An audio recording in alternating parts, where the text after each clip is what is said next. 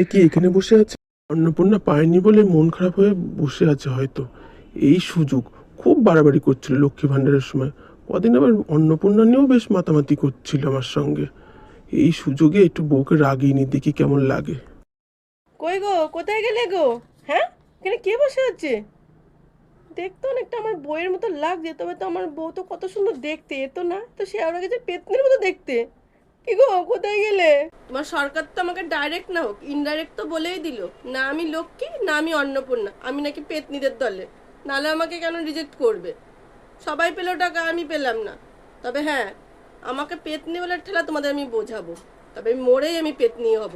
তবে কি বলতো, আমি শেওড়া গাছে বসবো না, আমি তোমার ঘাড়ে আর তোমার সরকারের ঘাড়ে বসবো। তখন দেখো আমাকে পেতনি বলে ঠেলাটা কি। একটু বেশি বাড়াবাড়ি হয়ে গেলো, এতটা বাড়াবাড়ি করা উচিত হয়নি আমার।